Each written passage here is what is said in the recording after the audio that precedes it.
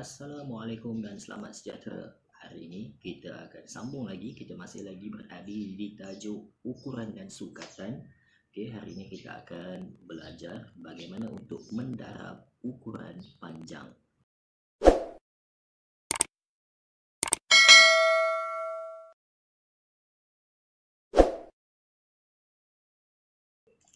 Okey, sebelum kita mula darab ukuran panjang, cikgu nak kamu hafal yang ini supaya mudah, okey, supaya memudahkan kamu bila nak jawab soalan. Okey, apa yang perlu kamu hafal? Okey, ingat yang ini. Okey, bila kalau pecahan 1/2, 1/2 ni adalah bersamaan dengan 0.5. Okey, pecahan tak banyak pun nak kena hafal. 1/2, kemudian pecahan yang seterusnya yang kamu kena hafal adalah 1/4 bersamaan dengan 0.25. Okey, kemudian pecahan yang seterusnya yang perlu kamu hafal adalah 1/5. 1/5 adalah bersamaan dengan 0.2. Okey, dan pecahan yang terakhir yang perlu kamu hafal adalah 1/8. 1/8 adalah bersamaan dengan 0.125. Okey, 4 pecahan ni yang perlu kamu hafal lah. Okey, yang ini dapat memudahkan, membantu kamu. Okey.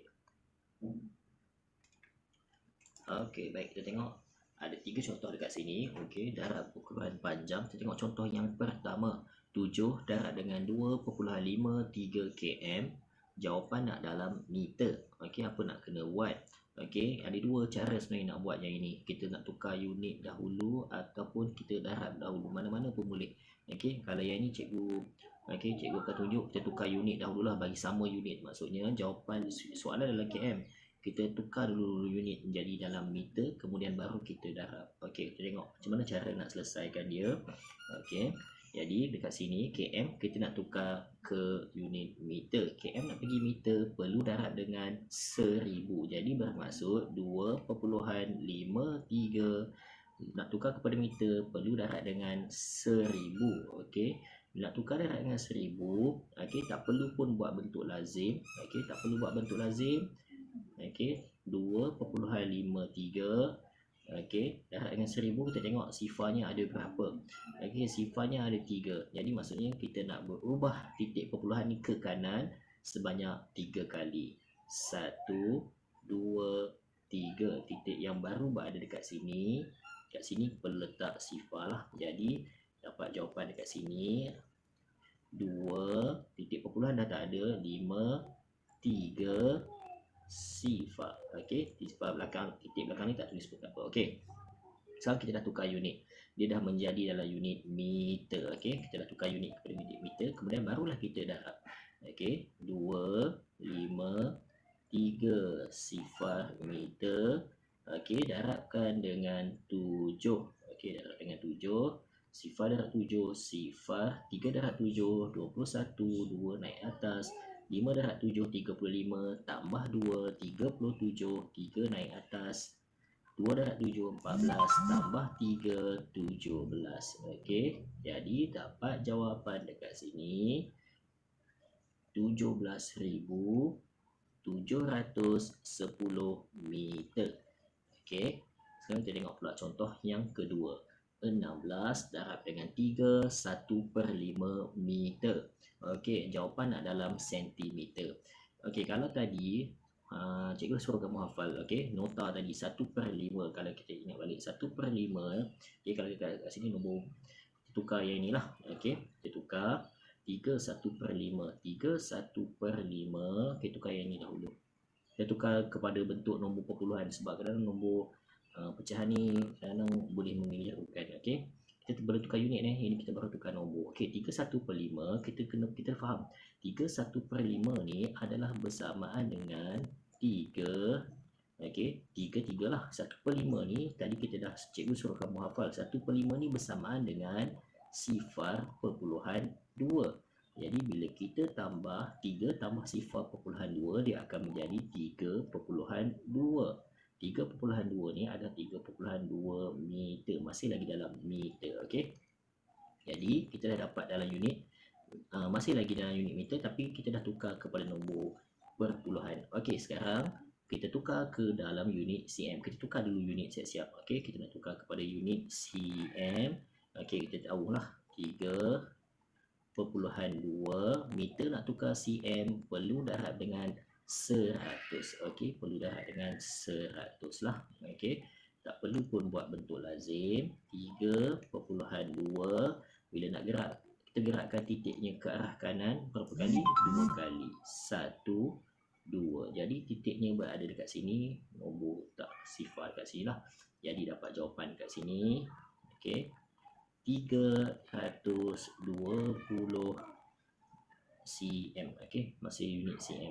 Okey, kemudian barulah kita darab dengan 16. Okey, jadi 320 darab dengan 16. Okey, ini cm lah. Okey, kita darab dengan 16. Okey, sifar darab 6, sifar 2 darab 6, 12 naik 1, 3 darab 6, 18 tambah 1, 9. Okey, kemudian dah selesai, potong, letak sifar dekat bawah ni. Sifar darab 1, sifar 2 darab 1, 2, 3 darab 1, 3. Okey, kemudian kita pun tambah. Okey, sifar 2 tambah sifar 2, 9 tambah 2, 11 naik 1. Okey, akan menjadi 5 dekat sini. Jadi dapat jawapan 5120 cm. Okey. Okey, sekarang kita tengok pula contoh yang terakhir. Contoh C. 100 darab 13 1/2 meter. Jawapan nak dalam kilometer. Okey, sama juga situasi yang tadi. Okey, kita ni tak nak nombor pecahan ni. Okey, tak nak nombor pecahan ni, kita nak tukar. Okey, caranya adalah dengan, okey, kita faham 13 1/2. Tadi cikgu dah suruh kamu hafal 13 1/2 ni adalah bersamaan dengan 13.